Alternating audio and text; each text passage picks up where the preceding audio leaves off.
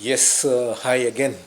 We continue and we're looking at don't let the phone destroy your day.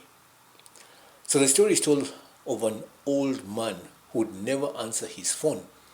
When someone asked him why, he said, I got that phone to help me, not so people can tell me to help them. This is probably not the proper attitude for a Christian to have. But the old man did have a point. It seems the phone interrupts our priorities so often that we fail to get anything done. So, when you talk to a busy professional person, he is almost impossible to get past his secretary. She tells you he is not available and asks if she or someone else in the office can help you. So she also inquires as to the nature of your business before taking your number. All of this tells you the executive has planned his day and is not allowing others to plan it for him. Most often, he has scheduled a time just before noon or at the end of the day to answer his phone calls. You can do the same thing. When someone calls, ask the person if you could call them back later. You can explain that you are tied up for the moment, but you don't have to say exactly what you are doing. Then you can call him back when you have time planned in your schedule to deal with the phone calls. If you need to phone someone who likes to chat a lot about nothing, call him near mealtime when he is hungry and anxious to eat, or at quitting time when he's anxious to beat the traffic home. You'll be surprised at how quickly he will finish his busyness with you. So, kill two birds with one stone. Take wasted time and redeem it. You can meditate, memorize, review, or pray while you're driving, or washing dishes, or shaving, putting on makeup, or exercising. It is always nice to have a time to sit down and do our spiritual activities, but it is not always realistic or practical. Use occasions when your mind would otherwise slip into neutral or think about non-essentials to think about God and His Word. This is what it meant in Deuteronomy.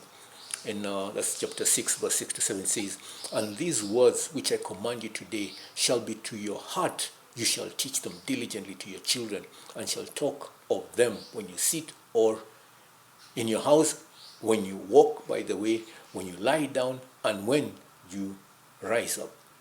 Another way to kill two birds with one stone is to combine jobs or errands that can be done together. You may need to go to the post office today. Think about other places you need to visit which are near or on your way to the basically post office. Keep lists of things you need to buy or to which you are not urgent. Then, when you have occasion to go somewhere, you can combine several things at once. This again goes back to planning ahead. And if you do not take time to plan your priorities, you will never be able to combine them efficiently. Plan ahead. Now, you need to discipline your time. Get a schedule and stay on it. Go to bed at a planned time and get up at a planned time. In Proverbs 13:4 it says, The soul of a sluggard desires and has nothing, but the soul of the diligent shall be made rich. Again in Proverbs chapter 26 verse 14 it says, As a door turns on its hinges, so does the slothful turn on his bed. So everyone needs adequate rest. If you're impulsive about when to go to bed, one night it is too early, the next night very late, you will be irregular in how you function the next day. Now, it's also very important to turn off the television. Most Christians spend more than 15 hours per week in front of the television set watching TV. It's sometimes very relaxing, but is not the kind of recreation that we need. We need active leisure, pastime, where we exercise our bodies and relate to other people. Plan your recreation. Don't let it plan you. Now, plan your day with God and the basics as first priority. Make no allowances when it comes to putting God and His commands first. If we don't put God as our first priority daily, we never will. We will be exchanging our lives for the temporal rather than for the eternal.